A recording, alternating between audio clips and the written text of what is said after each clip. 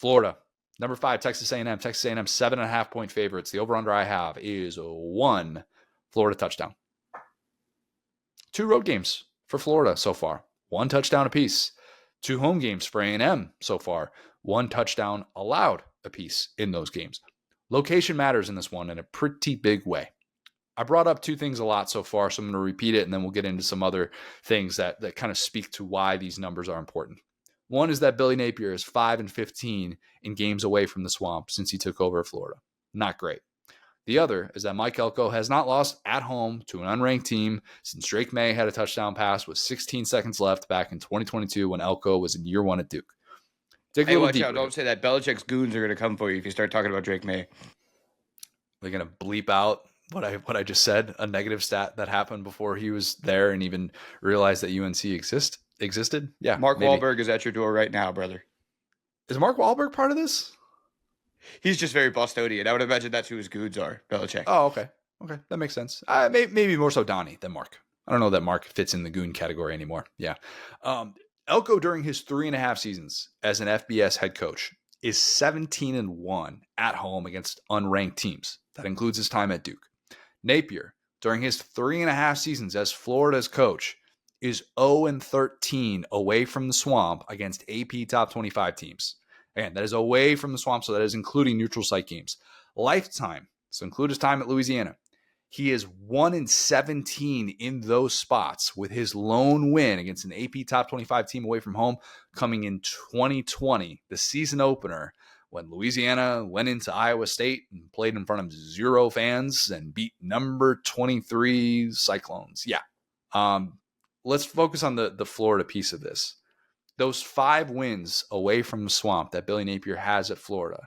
2022 at Texas A&M, who finished 5-7. 2023 at South Carolina, who finished 5-7. 2024 at Mississippi State, who finished 2-10. 2024 at Florida State, who finished 2-10. 2024 against Tulane in the Gasparilla Bowl, Tulane finished 9-5. They're also playing with a backup quarterback in that game as well. Hold on. So that I'm sorry, I don't mean to cut you off, but at the time I was like, this game is a joke. I joked about like Marco Rubio's son getting it, but that like on paper, like if Tulane tried, would be his biggest win, kind of away from home. That's crazy. Away from home. Yes, if Darian Mensah was starting in that game, different story. Ty Thompson was not it. No offense, Ty Thompson, but yeah. I think we all kind of looked at that matchup wherein DJ Lagway didn't even look particularly good, and Florida still won that game running away with it. And they were just overmatching everything Tulane was doing on offense. Billy Napier at Florida, has not beat a power conference bowl team away from the Swamp. We can agree that with so many chances. I'm sorry. All of these stats are blowing my mind. I hate to keep cutting you off, but I am truly processing this in real time and going, oh my gosh, that actually lines up with what we've seen. That's crazy. A&M is 5-0. I think we agree. A&M's going to make a bowl game, Will. They will get there. They're going to find a way. The other thing worth mentioning, in those 5 wins that Billy Napier has away from the Swamp, the win at Florida State last year was the first and only one that happened at night. Billy Napier has 1 night win away from the Swamp as the head coach at Florida. What time is this one kicking off? 6 p.m. local time in front of 108,000 people at Kyle Field. History's not on Florida's side, okay? And I realize recent history is good with how Florida looked last week against Texas. This is where the self-induced mistakes typically pop up for Florida with the pre-snap infractions, special teams blunders, game management issues. They all seem to happen on the road. They happen as well in the USF game, but mostly they happen on the road. It is hard to think when you're a play caller and you've got all these decisions to make in a hostile atmosphere. Steve Sarkisian found that out all too well last week in the Swamp. It would be a nice feather in A&M's cap if it could beat Florida a week removed from Texas getting beat basically in every phase by Florida. Also, if I'm speculating, might mean a little bit to that Texas A&M coaching staff to make it a long night for DJ Lagway. They whiffed on recruiting him while he was in high school. They might have whiffed on recruiting him again after he was already at Florida. They whiffed on recruiting him so far. Correct. Will they whiff on recruiting him a third time? We'll see. It's the old Ryan Grubb, Alabama thing. Maybe third time's charm. We'll see. A&M Mm-hmm. hasn't put it all together for a game yet. They haven't. Yet they're number 5 in the country. They're 5-0. They're feeling good. I don't think that it's a totally complete game because Florida's play in the trenches. I do think that's going to translate. I do think they will be able to take some of that on the road. But a multi-interception game from DJ Lagway proves to be costly. He sees more pressure in this game, Cassius Howell, than he did in that Texas game. I'm going to take A&M to win this one 24-14. So let's talk about Marcel Reed versus that Florida defense. Because I think if you're Florida, that's kind of the thing that you would say, okay, I have some, like, I hate to say hopium, but it's like, this is where I feel the strongest, right? So based on the success of their game plan, again, not just against Texas, but certainly against LSU, who might have tackled themselves a bit, but in a couple of these games this year, like the defense has not been the problem at Florida. How do you think that a good game plan looks for Florida? For Florida defensively against Marcel Reed, I think you would ideally like to force them to be in third and longs wherein they can't have that offensive bounce. A&M can beat you in a lot of ways. If you're getting into 3rd and 3, 3rd and 4, you're in trouble. That's where Marcel Reed can pick you apart. I think ideally you would say, oh, we'll keep him in the pocket. Those spots under pressure are typically where he struggled. It doesn't mean he always struggles against the blitz because that A&M offensive line has been pretty good at protecting him. He's been pretty good at getting rid of the football. But ideally, yeah, that's how it would play out. That's a very probably basic way to answer that. But if I'm Florida, I'm really trying to limit the quarterback run game. I don't want him to kind of get going with his legs. He is a rhythm quarterback. Once he gets those drives going, like it feels very hard to stop. Now he's gotten off to 2 slow starts in SEC play, and you've kind of been like, man, when's Marcel Reed going to kind of figure it out? And then once he starts getting 3-4 completions in a row, it's like, oh dang. You saw that Notre Dame defense that was totally on its heels at points in that game and felt like Marcel Reed was just totally dialed in. He is a rhythm quarterback still at this stage of his career. Yeah, I think it really comes down to, do you trust your DBs in one-on-one against what might be the 2 best receivers in the SEC, right? At 2 of the A&M. top 3 in receiving right now in the SEC. Yeah. Yeah, hard to argue at that point. I mean, and again, everything is always the funniest possible outcome. Cormani McClain has been actually kind of like a really bright spot for Florida this year. So that's one matchup where you kind of go, okay, strength on strength. It's about getting that second guy that you feel like, and I think that's why A&M is so scary. It's that you have to pick your poison. You can't just sit back in coverage and go, okay, like we're going to make Marcel Reed beat us with his arm. No, they would love that. They would, again, watch this guy smoke my team throwing 2 passes. I mean, just belt to butt, smoke my team because LSU could not stop him sideline to sideline.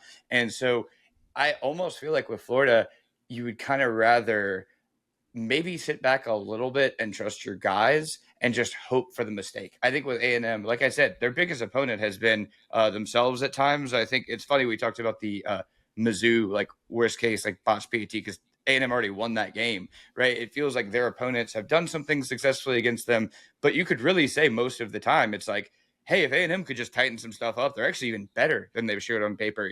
Again, final score last week against Mississippi State didn't really indicate how that game went down. But it kind of showed when they started clicking what they could look like.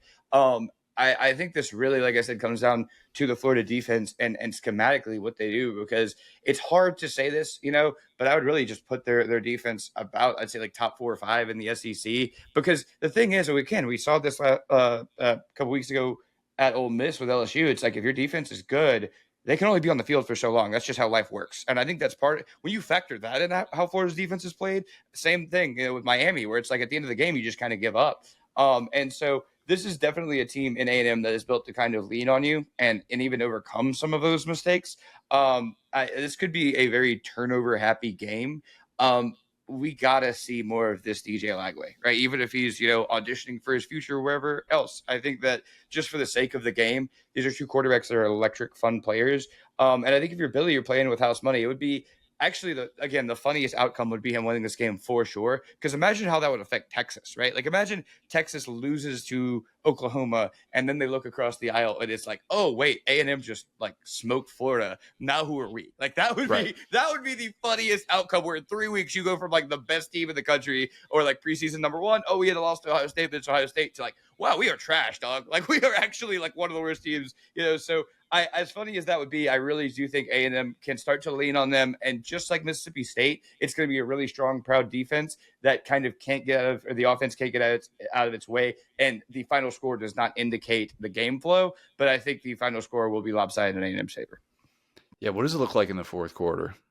Does it look like Florida is running out of gas, consecutive physical games? And to be fair, Florida was mostly bringing the physicality to the table in that Texas game. But what does it look like when you realize, oh man, A&M's got 3 different ways to run the football.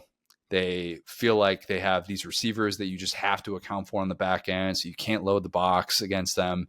They're just a tough team to defend against for 60 minutes. And it doesn't mean that they look the part start to finish, but they have been able to kind of find these ways and tap into it. And obviously, like, if we see A&M lose this game, we'll play the results and say, you know what, they were kind of playing with fire a little bit with some of these close games that they've been involved in, and maybe they were going to get bit in one of these, in Florida just kind of playing with house money, backs against the wall. Billy Napier's, about to get fired, and this is when his team plays its absolute best. Like that possibility is still open. We could be talking about that on Sunday, but man, Florida's going to have to correct a lot of the things that have plagued them away from the swamp. And that will really show me if they're able to win in an atmosphere like this. Okay, then I'm willing to start having the conversations of, did Florida actually figure some of these things out during the bye week? And also, if DJ Lagway is limping in the first quarter of this one, there's still going to be that but the rest of the way. And I probably wouldn't be surprised at this point if we saw that play out again. Look, limping DJ Lagway is one of the best quarterbacks in the SEC. Give me Darth Lagway over anybody, okay? Like I said, when they take away his legs, he's a way better player. I think that the offensive line, they're like Spartans when he's hurt. So if I'm DJ Lagway, I'm faking a limp. I'm going, oh, guys, please hold this pocket or I'm gonna go down, please. When DJ Lagway's NFL draft discussions are happening, somebody will look back on his career and go, wait a minute, that guy beat Jackson Dart when he was dealing with a hamstring injury. He beat Arch Manning when he's limping in the first quarter of that game. He's basically playing on one leg.